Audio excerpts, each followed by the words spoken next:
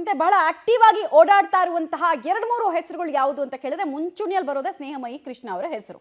So ಈ ಸ್ನೇಹಮಯಿ ಕೃಷ್ಣ ಅವರ ಕೈ ಬಲಪಡಿಸೋದಕ್ಕೆ ಪ್ರಾಣಿ ಬಲಿ ನಡೀತಾ ಇಂಥದ್ದೊಂದು ಪ್ರಶ್ನೆ ಹಾಗೂ ಸ್ಫೋಟಕ ವಿಚಾರ ಬಯಲಾಗಿತ್ತು. ಹೇಗೆ ಅನ್ನೋದ್ರ ಡೀಟೇಲ್ಸ್ ನೋಡ್ತಾ ಹೋಗೋಣ. ಸ್ನೇಹಮಯಿ ಕೃಷ್ಣ ಮತ್ತು ಗಂಗರಾಜು ಅವರ ಬಲಕ್ಕೆ ಶಕ್ತಿ ದೇವತೆಯ ಪೂಜೆಯನ್ನ ಮಾಡಿಸಲಾಯಿತಾ? ಶಕ್ತಿ ದೇವತೆಗಳ ಮುಂದೆ ಪ್ರಾಣಿ ಬಲಿ ಮಾಡಿ ರಕ್ತಾರ್ಪಣೆ ಮಾಡಿದ್ದಾರೆ ಅನ್ನುವಂತಹ ವಿಚಾರ ಸ್ಫೋಟಕ ಅಂಶ ಶ್ರೀರಾಮ್ ಸೇನೆ ಮುಖಂಡ ಪ್ರಸಾದ್ ದತ್ತ ಅವರ ಮೊಬೈಲ್ನಲ್ಲಿ ಬಯಲಾಗ್ತಾ ಇದೆ. ಮಸಾಜ್ ಪಾರ್ಲರ್ ಗಲಾಟೆಯಲ್ಲಿ ಇತ್ತೀಚೆಗಷ್ಟೇ ಮಂಗಳೂರಿನಲ್ಲಿ ಪ್ರಸಾದ್ ದತ್ತ ಅವರ ಬಂಧನ ಆಗಿತ್ತು. ಮೊಬೈಲ್ ಪರಿಶೀಲನೆ ವೇಳೆ ಸ್ಫೋಟಕ ಅಂಶಗಳು ಕೂಡ ಹೊರ ಬೀಳ್ತಾ ಇದೆ. ಸರಣಿ ಪ್ರಾಣಿ ಬಲಿ ಮಾಡಿರುವಂತಹ ವಿಡಿಯೋ ಪೊಲೀಸರ ವಶಕ್ಕೆ ಸಿಕ್ಕಿದೆ. ಪ್ರಸಾದ್ ದತ್ತ ಅವರ ಮತ್ತು ಅನಂತ್ ಭಟ್ ವಿರುದ್ಧ ಎಫ್ಐಆರ್ ಈಗಾಗಲೇ ದಾಖಲಾಗಿದೆ. ಮಂಗಳೂರಿನ ಬರ್ಕೆ ಪೊಲೀಸ್ ಠಾಣೆಯಲ್ಲಿ ಎಫ್ಐಆರ್ ದಾಖಲಾಗಿದೆ. ಬಟ್ ಪ್ರಶ್ನೆ ಇರೋದು ಏನ್ ಗೊತ್ತಾ, ನೋಡಿ ಒಂದಷ್ಟು ಫೋಟೋಗಳು, ಬಹಳ ಶಾಕಿಂಗ್ ಅಂಶಗಳು ಅವರ ಫೋಟೋದಲ್ಲಿ ಇದೆ. ಶಕ್ತಿ ದೇವತೆಗೆ ಪೂಜೆಯನ್ನ ಮಾಡಿದಂತಹ ಸಂದರ್ಭದಲ್ಲಿ ಸ್ನೇಹಮಯಿ ಕೃಷ್ಣ ಅವರ ಫೋಟೋ ಮತ್ತು ಗಂಗರಾಜು ಅವರ ಫೋಟೋ ಎಲ್ಲ ಅಲ್ಲಿ ಆ ಪೂಜೆ ಸಂದರ್ಭದಲ್ಲಿ ಸಿಕ್ಕಿರೋದು ಗೊತ್ತಾಗ್ತಾ ಇದೆ. ವಿಡಿಯೋ ಮಾಡ್ಕೊಂಡಿದ್ದಾರೆ ಈ ಪ್ರಾಣಿ ಬಲಿ ಕೊಡುವಂತಹ ಸಂದರ್ಭದ ಫೋಟೋ, ಮತ್ತೆ ಈ ಥರದ್ದೆಲ್ಲ ವಿಶೇಷ ಪೂಜೆ ಮಾಡಬೇಕಾದ್ರೆ ಫೋಟೋ. ಸೊ ಶಕ್ತಿ ಬಲವರ್ಧನೆಗೆ ಅಂತ ಇಂಥ ಪೂಜೆಗಳನ್ನು ಸಾಮಾನ್ಯವಾಗಿ ಮಾಡ್ತಾರೆ. ಈ ಶಕ್ತಿ ಬಲವರ್ಧನೆಯನ್ನ ಇವ್ರು ಯಾಕೆ ಮಾಡಿಸಿದ್ರು, ಮತ್ತೆ ಸ್ನೇಹಮಯಿ ಕೃಷ್ಣ ಅವ್ರಿಗೂ ಮತ್ತೆ ಇವ್ರಿಗೂ ಏನಾದರೂ ಸಂಬಂಧ ಇದೆಯಾ, ಆರೋಪಿಗಳು ಏನು ಹೇಳ್ತಾರೆ, ಏನೆಲ್ಲ ಅಂಶಗಳು ಎಫ್ಐಆರ್ನಲ್ಲಿ ಉಲ್ಲೇಖ ಆಗಿದೆ, ಬಹಳ ಇಂಟ್ರೆಸ್ಟಿಂಗ್ ಆಗಿರುವಂತಹ ವಿಚಾರ. ನೋಡಿ, ಅಲ್ಲಿ ದೇವಿಯ ಕೊರಳಲ್ಲಿ ಒಂದು ಚೀಟಿ ಇರೋದು ಕೂಡ ಕಾಣಿಸ್ತಾ ಇದೆ. ಪಬ್ಲಿಕ್ ಟಿವಿ ಈ ಕ್ಷಣಕ್ಕೆ ಬ್ರೇಕ್ ಮಾಡಿರುವಂತಹ ಎಕ್ಸ್ಕ್ಲೂಸಿವ್ ಡೀಟೇಲ್ಸ್ ಇದು. ದೇವಿಯ ಕೊರಳಲ್ಲಿ ಚೀಟಿ ಮತ್ತು ಅದರಲ್ಲಿ ಅನೇಕ ವಿಚಾರಗಳ ಉಲ್ಲೇಖ ಹಾಗೂ ಪ್ರಾಣಿ ಬಲಿಯ ವಿಚಾರಕ್ಕೆ ಸಂಬಂಧಪಟ್ಟಂತೆ ವಿಡಿಯೋ, ಸ್ನೇಹಮಯಿ ಕೃಷ್ಣ ಅವರ ಫೋಟೋಗಳನ್ನು ಕೂಡ ಅಲ್ಲಿ ಹಾಕಲಾಗಿದೆ. ಕುತೂಹಲಕ್ಕೆ ಎಲ್ಲ ಅಂಶಗಳು ಕೂಡ ಕಾರಣ ಆಗ್ತಾ ಇದೆ. ಯಾರ ಅಣತಿಯಂತೆ ಈ ಪೂಜೆಗಳು ನಡೆದಿದೆ ನೋಡಿ, ಸಾಕ್ಷಿ ಸಮೇತ ದೇವಿಯ ಕೊರಳಿಗೆ ಸ್ನೇಹಮಯಿ ಕೃಷ್ಣ ಅವರ ಫೋಟೋ ಇರುವಂಥದ್ದು ಕೂಡ ನೀವು ಗಮನಿಸ್ತಾ ಇದ್ದೀರಾ. ಶಕ್ತಿ ಪೂಜೆ ಅಥವಾ ಈ ಥರದ ಪೂಜೆಗಳನ್ನು ಸಾಮಾನ್ಯವಾಗಿ ಬಲವರ್ಧನೆಗೆ ಅಂತ ಮಾಡ್ತಾರೆ, ಶತ್ರುಗಳ ನಾಶಕ್ಕೆ ಅಂತ ಮಾಡ್ತಾರೆ.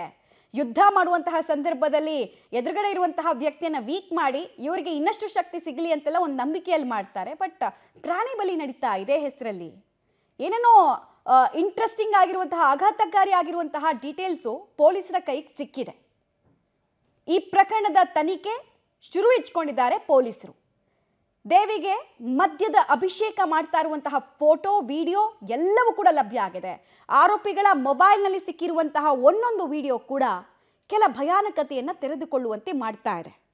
ಯಾಕಾಗಿ ಇದನ್ನೆಲ್ಲ ಮಾಡಿರೋದು ಅನ್ನೋದು ಪ್ರಶ್ನೆಯಾಗಿ ಉಳಿತಾ ಇದೆ. ಯಾವ್ಯಾವ ಕಾರಣಕ್ಕೆ ಮಾಡಿದ್ದಾರೆ ಅನ್ನೋದು ಪ್ರಶ್ನೆಯಾಗಿ ಉಳಿತಾ ಇದೆ. ಮತ್ತು ಒಂದು ವೇಳೆ ಪ್ರಾಣಿ ಬಲಿಯೆಲ್ಲ ಆಗಿದ್ರೆ ಮೌಢ್ಯ ಪ್ರತಿಬಂಧಕ ಕಾಯ್ದೆ ಕೂಡ ಇದರ ಅಂಡರಲ್ಲಿ ಬರುತ್ತೆ. ನೋಡೋಣ. ಸದ್ಯಕ್ಕಂತೂ ನೀವು ನೋಡ್ತಾ ಇದ್ದೀರಾ, ಟಿ ವಿ ಸ್ಕ್ರೀನಲ್ಲಿ ನೋಡ್ತಾ ಇದ್ದೀರಾ, ದೇವಿಗೆ ಮದ್ಯದ ಅಭಿಷೇಕ, ಫೋಟೋ, ಚೀಟಿ, ಚಿತ್ರ ವಿಚಿತ್ರ ಪೂಜೆ, ಸಂಕಲ್ಪ ಎಲ್ಲ ಅಲ್ಲಾಗಿರೋದನ್ನು ನೀವು ಗಮನಿಸ್ತಾ ಇದ್ದೀರಾ. ದೇವಿಯ ಕೊರಳಿಗೆ ಸ್ನೇಹಮಯಿ ಕೃಷ್ಣ ಅವರ ಫೋಟೋವನ್ನು ಅಡಕ ಮಾಡಲಾಗಿದೆ. ಮಾಡಿದವ್ರಿಗೂ ಅವರಿಗೂ ಏನು ಸಂಬಂಧ ಹಾಗಾದರೆ? ಎಲ್ಲಿ ಮಂಗಳೂರು, ಎಲ್ಲಿ ಮೈಸೂರು ಮತ್ತು ಎಲ್ಲಿಯ ಹೋರಾಟ? ಕುತೂಹಲ ಕಾರಣ ಆಗ್ತಾ ಇದೆ ಎಲ್ಲ ವಿಚಾರಗಳು ಕೂಡ. ಆರೋಪಿಗಳ ಹತ್ರ ಸಹಜವಾಗಿ ಪ್ರಶ್ನೆ ಮಾಡಿರ್ತಾರೆ ಪೊಲೀಸರು. ಆರೋಪಿಗಳು ಏನು ಬಾಯ್ಬಿಟ್ಟಿದ್ದಾರೆ ಅನ್ನೋದು ಕೂಡ ಅಷ್ಟೇ ಕುತೂಹಲ ಕಾರಣ ಆಗ್ತಾ ಇದೆ. ಡೇ ಒನ್ನಿಂದ ವಿಸಿಲ್ ಬ್ಲೋವರ್, ಇಡೀ ಮೂಡ ಹಗರಣದ ಪ್ರಕರಣ ಸಿಎಂ ಮನೆ ಬಾಗಿಲಿಗೆ ಬರೋ ತನಕ ನೋಡಿಕೊಳ್ಳುವಲ್ಲಿ ಪ್ರಮುಖ ಪಾತ್ರ ವಹಿಸಿದ್ದು ಸ್ನೇಹಮಯಿ ಕೃಷ್ಣ ಅವರು. ಸೊ ಅವ್ರ ಫೋಟೋ ಇಲ್ಲೊಂದು ಶಕ್ತಿ ದೇವತೆಯ ಆರಾಧನೆಯ ಸಂದರ್ಭದಲ್ಲಿ ಫೋಟೋ ಬಳಕೆ ಆಗತ್ತೆ ಅಂದಾಗ ಪ್ರಶ್ನೆ ಬರುತ್ತಲ್ವಾ, ಅನುಮಾನಗಳು ಹುಟ್ಟುತ್ತಲ್ವಾ. ಸೊ ಪೊಲೀಸರು ಈ ಎಲ್ಲ ವಿಚಾರಕ್ಕೆ ಸಂಬಂಧಪಟ್ಟಂತೆ ಸದ್ಯಕ್ಕೆ ತನಿಖೆಯನ್ನು ಮಾಡ್ತಾ ಇದ್ದಾರೆ. 3-4 ಪ್ರಶ್ನೆಗಳು ಮುನ್ನೆಲೆಗೆ ಬರುತ್ತೆ. ಪ್ರಸಾದ್ ದತ್ತ ಅವರಿಗೂ ಸ್ನೇಹಮಯಿ ಕೃಷ್ಣ ಅವ್ರಿಗೂ ಏನು ಸಂಬಂಧ, ಅವರ ಶಕ್ತಿ ಬಲವರ್ಧನೆಗೆ ಇವ್ರು ಯಾಕೆ ಈ ಥರದ ಪೂಜೆ ಮಾಡಿಸಿದ್ರು, ಇಲ್ಲಿ ಪ್ರಾಣಿ ಬಲಿ ನಿಜಕ್ಕೂ ನಡೆದಿದೆಯಾ? ವಿಡಿಯೋಸು ಫೋಟೋಸು ಸಜೆಸ್ಟ್ ಮಾಡ್ತಾ ಇರೋದು ಹೀಗೆ. ಮತ್ತು ಇವೆಲ್ಲ ಪವರ್ಫುಲ್ ದೇವತೆಗಳು. ಆ ಪವರ್ಫುಲ್ ದೇವತೆಗಳಿಂದ ಮನೋಕಾಮನೆಗಳೆಲ್ಲ ಈಡೇರಬೇಕು ಅಂದಾಗ ಬಲಿಪೀಠದಲ್ಲಿ ಬಲಿಯೆಲ್ಲ ಆಗುವಂತಹ ವಿಚಾರಗಳನ್ನ ನಾವು ಕೇಳಿದ್ದೀವಿ. ಸೊ ಅಂಥದ್ದೇನಾದರೂ ಇಲ್ಲ ಆಯ್ತಾ?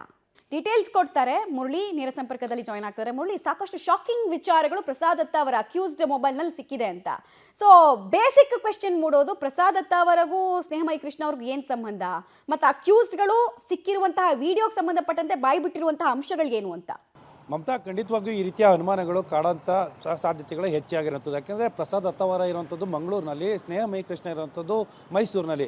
ಇವರಿಬ್ಬರ ನಡುವಿನ ಸಂಬಂಧ ಯಾವ ರೀತಿ ಇತ್ತು, ಜೊತೆಗೆ ಇವರು ಸಾಕಷ್ಟು ದಿನಗಳ ಹಿಂದಿನ ಪರಿಚಯ ಇದೆಯಾ, ಇದೆಲ್ಲದ್ರ ಬಗ್ಗೆಯೂ ಕೂಡ ತಿಳ್ಕೊಳ್ಳೋಂಥ ಪ್ರಯತ್ನವನ್ನು ಪೊಲೀಸರು ಮಾಡ್ತಾ ಇದ್ದಾರೆ. ಆದರೆ ಇಲ್ಲಿ ಗಮನ ಹರಿಸಬೇಕಾಗಿರುವಂಥ ಪ್ರಮುಖ ಅಂಶ ಏನಂದರೆ ಮಮತಾ, ಸ್ನೇಹಮಯಿ ಕೃಷ್ಣ ಮತ್ತು ಗಂಗರಾಜು ಇಬ್ಬರಿಗೂ ಕೂಡ ಬಲವನ್ನು ವೃದ್ಧಿಗೊಳಿಸೋದಕ್ಕೆ ಈ ರೀತಿಯ ಪೂಜೆಯನ್ನು ಮಾಡ್ತಾ ಇದ್ದಾರೆ ಮತ್ತು ಅವರ ಫೋಟೋವನ್ನು ದೇವಿಯ ಕುತ್ತಿಗೆಗೆ ನೇತಾಕಿ ಅದಾದ ನಂತರ ರಕ್ತದ ಅಭಿಷೇಕವನ್ನು ಮಾಡ್ತಾ ಇರುವಂಥ ಒಂದಷ್ಟು ಫೋಟೋಗಳು ಪ್ರಸಾದ್ ದತ್ತ ಅವರ ಮೊಬೈಲ್ನಲ್ಲಿ ರಿಟ್ರೀವ್ ಆಗಿರುವಂಥದ್ದು. ಪ್ರಸಾದ್ ದತ್ತ ಅವರ ಮೊಬೈಲಲ್ಲಿ ರಿಟ್ರೀವ್ ಆಗಿರೋ ಹಿನ್ನೆಲೆಯಲ್ಲಿಯೇ ಒಂದಷ್ಟು ಅನುಮಾನಗಳು ಮೂಡ್ತಾ ಇದೆ. ಯಾಕೆಂದರೆ CM ವಿರುದ್ಧ ಮೂಢ ಹಗರಣದ ಹೋರಾಟವನ್ನು ಮಾಡಿದಂಥವರು ಇದೇ ಸ್ನೇಹಮಯಿ ಕೃಷ್ಣ ಮತ್ತು ಗಂಗರಾಜು ಅವರು. ಅವರನ್ನು ಇನ್ನಷ್ಟು ಬಲಗೊಳಿಸುವಂಥದ್ದು, ಇನ್ನಷ್ಟು ಅವರಿಗೆ ಶಕ್ತಿಯನ್ನು ತುಂಬುವಂಥ ಪ್ರಯತ್ನಗಳನ್ನು ಮಾಡೋದಕ್ಕೆ ಈ ರೀತಿಯ ಪೂಜೆಯನ್ನು ಮಾಡಲಾಯ್ತಾ ಅನ್ನೋ ಅನುಮಾನಗಳು ಕೂಡ ಈಗ ಮೂಡ್ತಾ ಇದ್ದಾವೆ. ಯಾಕೆ ಜೊತೆಗೆ ಪ್ರಸಾದ್ ದತ್ತ ಅವರ ಮತ್ತು ಸ್ನೇಹಮಯಿ ಕೃಷ್ಣ ಇಬ್ಬರು ಕೂಡ 19ನೇ ತಾರೀಕು ಡಿಸೆಂಬರ್ನಲ್ಲಿ ಭೇಟಿಯನ್ನು ಮಾಡಿದ್ದಾರೆ ಅಂತೇಳಿ FIRನಲ್ಲಿ ಉಲ್ಲೇಖವನ್ನು ಮಾಡಿದ್ದಾರೆ. ಜೊತೆಗೆ ಮಸಾಜ್ ಪಾರ್ಲರ್ನ ಗಲಾಟೆ ಯಾವಾಗ ನಡೀತು, ಮಸಾಜ್ ಪಾರ್ಲರ್ನ ಗಲಾಟೆ ನಡೆದಂಥ ಸಂದರ್ಭದಲ್ಲಿ ಪ್ರಸಾದ್ ದತ್ತ ಅವರನ್ನು ಬಂಧನಕ್ಕೆ ಒಳಪಡಿಸಿದಾಗ ಈ ಫೋಟೋಗಳೆಲ್ಲ ಕೂಡ ರಿಟ್ರೀವ್ ಆಗಿರುವಂಥದ್ದು, ಅವರದೇ ಮೊಬೈಲಲ್ಲಿ ರಿಟ್ರೀವ್ ಆಗಿರುವಂಥದ್ದು. ಅದಕ್ಕೋಸ್ಕರ ಪ್ರತ್ಯೇಕವಾಗಿ ಒಂದು ಪ್ರಕರಣವನ್ನು ಕೂಡ ದಾಖಲನ್ನು ಮಾಡ್ಕೊಂಡಿದ್ದಾರೆ ಮಂಗಳೂರು ಪೊಲೀಸರು. ಅದರ ಬಗ್ಗೆ ತನಿಖೆಯನ್ನು ಕೂಡ ಮಾಡಲಾಗ್ತಾ ಇದೆ. ಸದ್ಯಕ್ಕೆ ಪ್ರಸಾದ್ ದತ್ತ ಅವರ ಮತ್ತು ಸ್ನೇಹಮಯಿ ಕೃಷ್ಣ ಮತ್ತು ಗಂಗರಾಜು ಇವರು 3 ಜನದ ಸಂಬಂಧ ಏನು, ಜೊತೆಗೆ ಅವ್ರಿಗೆ ಬಲವನ್ನು ವೃದ್ಧಿಗೊಳಿಸೋದಕ್ಕೆ ಈ ರೀತಿಯ ಪ್ರಯತ್ನಗಳನ್ನು ಯಾವ ವಿಚಾರಕ್ಕಾಗಿ ಮಾಡಿದ್ರು ಅನ್ನೋದ್ರ ಬಗ್ಗೆ ಕೂಡ ಒಂದಷ್ಟು ಮಾಹಿತಿಗಳು ಕೂಡ ಈಗ ಬರಬೇಕಾಗಿರುವಂಥದ್ದು. ಸದ್ಯಕ್ಕೆ ಪ್ರಕರಣವನ್ನು ಮೌಢ್ಯದ ಏನು ಆಚರಣೆಯನ್ನು ಮಾಡುವಂಥ ಪ್ರತಿಬಂಧಕ ಕಾಯ್ದೆ ಏನಿದೆ ಆ ಪ್ರತಿಬಂಧಕ ಕಾಯ್ದೆ ಅಡಿಯಲ್ಲಿ ಮತ್ತು ಪ್ರಾಣಿ ವಧೆ ಅಂದರೆ ಪ್ರಾಣಿ ಬಲಿಯನ್ನು ಕೊಡುವಂಥ ಪ್ರಕರಣ ಏನಿತ್ತು ಅದನ್ನು ಕೂಡ ಎರಡನ್ನೂ ಕೂಡ ದಾಖಲನ್ನು ಮಾಡ್ಕೊಂಡಿದ್ದಾರೆ ಈಗ ಪೊಲೀಸರು. ಈ ಪ್ರಕರಣದ ತನಿಖೆಯನ್ನು ಮಾಡೋ ಸಂದರ್ಭದಲ್ಲಿ ಯಾವ ಮಾಹಿತಿಗಳು ಹೊರಗಡೆ ಬರ್ತವೆ ಏನು ಅನ್ನೋದ್ರ ಬಗ್ಗೆ ಕೂಡ ಕಾದು ನೋಡ್ಬೇಕಾಗಿರುವಂಥದ್ದು. ಮಮತಾ, ಯಾವಾಗ ನಡೆದಿರೋದು ಎಲ್ಲ ಪೂಜೆಗಳು ಅನ್ನೋದ್ರ ಬಗ್ಗೆ ಏನಾದರೂ ಆರೋಪಿಗಳು ಬಾಯಿ ಬಿಟ್ಟಿದ್ದಾರಂತ ಇಲ್ಲಿ ತನಕ? ಮತ್ತೆ ಮೌಢ್ಯ ಪ್ರತಿಬಂಧಕ ಕಾಯ್ದೆ ಅಡಿ ಇದು ಇಲ್ಲೀಗಲ್ಲು. ಆಕ್ಚುಲಿ ಪೂಜೆ ಮಾಡಿಸ್ತೋರು ಕೂಡ ಇಲ್ಲಿ ಕೇಸ್ಗೆ ಒಳಪಡಬೇಕಾಗತ್ತೆ, ಮತ್ತೆ ಮಾಡಿದಂಥ ಅಕ್ಯೂಸ್ಡ್ಗಳು ಕೂಡ ಸೆಕ್ಷನ್ಗಳನ್ನು ಫೇಸ್ ಮಾಡಬೇಕಾಗತ್ತೆ. ಸೊ ಆ ನಿಟ್ಟಿನಲ್ಲಿ ಏನು ಹೆಜ್ಜೆ ನಿಟ್ಟಿದ್ದಾರೆ ಪೊಲೀಸರು ಅಂತ? ಮಮತಾ, ಏನಂದರೆ ಸ್ನೇಹಮಯಿ ಕೃಷ್ಣ ಇರ್ಬೋದು, ಗಂಗರಾಜು ಇರ್ಬೋದು, ಇವರು ಸ್ವಯಂ ಪ್ರೇರಿತವಾಗಿ ಪೂಜೆಯನ್ನು ಪಾಲ್ಗೊಂಡಿಲ್ಲ ಮತ್ತು ಪೂಜೆಯನ್ನು ಮಾಡಿಸಿದ್ದಾರೆ ಅನ್ನೋದಕ್ಕೆ ಯಾವುದೇ ರೀತಿಯ ಪೂರಕವಾದ ದಾಖಲೆಗಳಿಲ್ಲ. ಆದರೆ ಅವರ ಪರವಾಗಿ ಇವರು ಯಾವ ವಿಚಾರಕ್ಕಾಗಿ ಪೂಜೆಯನ್ನು ಮಾಡಿಸಿದ್ರು ಅನ್ನೋದ್ರ ಬಗ್ಗೆ ಈಗ ಅನುಮಾನಗಳು ಮೂಡ್ತಾ ಇರೋಂಥದ್ದು. ಯಾಕೆಂದರೆ ಪ್ರಸಾದ್ ದತ್ತ ಅವರ ಮತ್ತೊಂದು ಪ್ರಕರಣದಲ್ಲಿ ಬಂಧನಕ್ಕೊಳಗಾಗ್ತಾರೆ. ಬಂಧನಕ್ಕೊಳಗಾದಂಥ ಸಂದರ್ಭದಲ್ಲಿ ಅವರ ಮೊಬೈಲನ್ನು ರಿಟ್ರೀವ್ ಮಾಡೋ ಸಂದರ್ಭದಲ್ಲಿ ಎಲ್ಲ ಫೋಟೋಗಳು ಕೂಡ ಹೊರಗಡೆ ಬಂದಿರುವಂಥದ್ದು. ಕೆಲವೊಂದು ವಿಡಿಯೋ ಫುಟೇಜಸ್ಗಳಿದ್ದಾವೆ, ಪ್ರಾಣಿಯನ್ನು ಹತ್ಯೆ ಮಾಡುವಂಥ ವಿಡಿಯೋ ಫುಟೇಜಸ್ಗಳಿದ್ದಾವೆ. ಅದು ಆಕ್ಷೇಪಾರ್ಹವಾದ ವಿಡಿಯೋಗಳು, ಅದನ್ನು ಪ್ಲೇ ಮಾಡಲಿಕ್ಕೆ ಸಾಧ್ಯ ಇಲ್ಲ. ಆ ಹಿನ್ನೆಲೆಯಲ್ಲಿ ಆ ವಿಡಿಯೋಗಳಿದ್ದಾವೆ.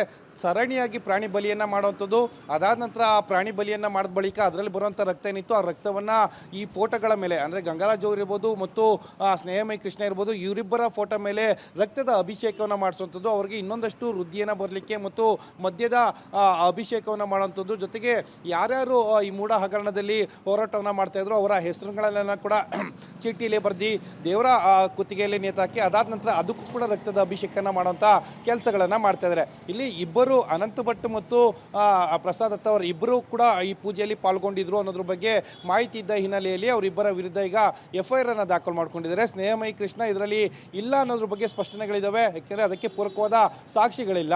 ಆದರೆ ಅವರ ಪರವಾಗಿ ಇವರು ಪೂಜೆ ಮಾಡಿದಂಥದ್ದು ಯಾವ ಉದ್ದೇಶಕ್ಕೆ ಅನ್ನೋದು ಮುಂದಿನ ತನಿಖೆಯಲ್ಲಿ ಬಯಲಾಗಬೇಕಾದಂಥದ್ದು. ಮಮತಾ, ಆಲ್ ರೈಟ್, ಧನ್ಯವಾದ ತಮ್ಮೆಲ್ಲ ಮಾಹಿತಿಗಾಗಿ. ಬಹಳಷ್ಟು ಪ್ರಶ್ನೆಗಳಿಗೆ ಈಗ ಆರೋಪಿಗಳಿಂದ ಉತ್ತರವನ್ನ ಪೊಲೀಸರು ಈ ಪ್ರಕರಣಕ್ಕೆ ಸಂಬಂಧಪಟ್ಟಂತೆ ಬಯಸ್ತಾ ಇದ್ದಾರೆ. ಒಂದು, ಯಾವ ಇಂಟೆನ್ಷನ್ನಿಂದ ಪೂಜೆ ಮಾಡಿಸಿರೋದು ಅಥವಾ ಪೂಜೆ ಮಾಡಿ ಅಂತ ಹೇಳಿರೋದಾ, ಯಾರ್ದಾದ್ರೂ ಅಣತಿ ಇತ್ತಾ, ಇಶಾರೆ ಇತ್ತಾ, ಇವರದ್ದೇ ಇಬ್ಬರದ್ದು ಫೋಟೋವನ್ನು ಯಾಕೆ ತಂದರು? ಯಾಕಂದರೆ ಇವರೆಲ್ಲ ಅರೆಸ್ಟ್ ಆಗಿರೋದು ಮಂಗಳೂರಿನಲ್ಲಿ, ಅವರಿರೋದು ಮೈಸೂರಿನಲ್ಲಿ. ಹೇಗಿದು ಕನೆಕ್ಷನ್ ಹೇಗೆ ಬೀಳ್ತಾಯಿತ್ತು? ಮೀಟ್ ಮಾಡಿರೋದು ನಿಜಾನಾ? ನೂರಾರು ಪ್ರಶ್ನೆಗಳಿದ್ದಾವೆ. ಮತ್ತು ಅವ್ರಿಗೆ ಶಕ್ತಿ ಬಲವರ್ಧನೆ ಆಗಲಿ ಅಂತ ಇವ್ರು ಯಾಕೆ ಮುಂದಾದರು, ಅಷ್ಟೊಂದು ಆಸಕ್ತಿಯನ್ನು ತೋರಿಸಿದ್ರು? ಮತ್ತು ಈ ಥರದ್ದು ನಾವು ಆಗಲೇ ಹೇಳ್ತಾ ಇದ್ದ ಹಾಗೆ ಈ ಥರದ ಆರಾಧನೆಗಳಿದೆಯಲ್ಲ, ಇದಕ್ಕೆಲ್ಲ ಬಲಿ ಬೇಕಾಗತ್ತೆ. ಸೊ ಅಂಥದ್ದೇನಾದರೂ ಕೊಟ್ಟಿದ್ದಾರಾ? ಸಹಜವಾಗಿ ಅಂಥದ್ದೇನಾದರೂ ಮಾಡಿದರೆ ಮೌಢ್ಯ ಪ್ರತಿಬಂಧಕ ಕಾಯ್ದೆ ಅಟ್ರಾಕ್ಟ್ ಆಗುತ್ತೆ.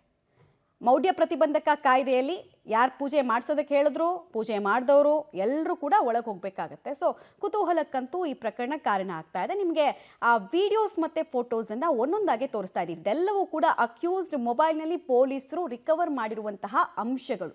ಯಾವ ಡೇಟ್ನಲ್ಲಿ ಈ ಪೂಜೆಗಳು ನಡೆದಿದ್ದಾವೆ ಅನ್ನೋದು ಕೂಡ ನಮಗೆ ಮುಂದಿನ ಹಂತದಲ್ಲಿ ಮಾಹಿತಿ ಸಿಗ್ತಾ ಹೋಗುತ್ತೆ. ಸ್ನೇಹಮಯಿ ಕೃಷ್ಣ ಅವರಿಗೆ ಶಕ್ತಿ ತುಂಬೋದಕ್ಕೆ ಪೂಜೆ ಮಾಡಿದ್ವಿ ಅನ್ನೋದನ್ನ ಪ್ರಾಥಮಿಕವಾಗಿ ಆರೋಪಿಗಳು ಒಪ್ಕೊಂಡಿದ್ದಾರೆ. ಬಿಕಾಸ್ ಅವ್ರ ಮೊಬೈಲ್ನಲ್ಲೇ ಸಿಕ್ಕಿರೋದ್ರಿಂದ ಅವ್ರ ಫೋಟೋ ಎಲ್ಲ ಹಾಕಿರೋದನ್ನ ನೀವು ಗಮನಿಸ್ತಾ ಇದ್ದೀರಾ.